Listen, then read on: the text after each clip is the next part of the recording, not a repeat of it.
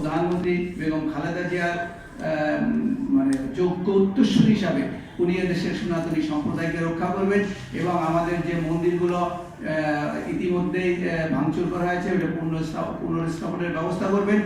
আর পলাশবাড়িতে যে রাম মন্দিরটি প্রতিষ্ঠিত হচ্ছে, যে রামের মূর্তিটি প্রতিষ্ঠিত হচ্ছে, এটার জন্য উনি আবার এটার মানে পুনর্নির্মাণের ব্যবস্থা করেন এবং তাদেরকে আশ্বস্ত করেন যে এখানে ধর্ম যার যার রাষ্ট্রসভার আমরা রেইনবো রেশন আমরা এই মন্দিরের ভিতরে কিন্তু রামের মূর্তি হচ্ছে, এটা তো কোনো রাস্তায় হচ্ছে না বা অন্য ধর্মের নিকটে হচ্ছে না, আমাদের নিজেদের মন্দিরের ভিতরে হচ্ছে।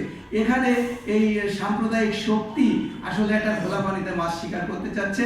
এইটার জন্য উনি একটু মানে আন্তরিকতার সহিত এবং প্রশাসনিক দক্ষতা নিয়ে উনি যেন এটাকে প্রতিহত করেন এবং এই মন্দিরটি যাতে পুনর্স্থাপিত হয় তার ব্যবস্থা করেন, তাহলে দেশের সনাতনীরা মানে সারা জীবন ওনার এই অবদানের কথা মনে রাখবে এবং সর্বদাই এই সরকারের সাথে থাকবে।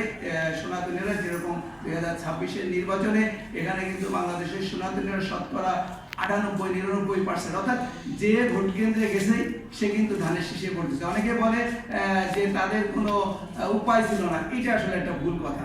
উপায় না থাকলে আমি তো ভোট কেন্দ্রে যেতাম না, তাহলে আমি 98% লোক ভোট কেন্দ্রে গেলাম কেন?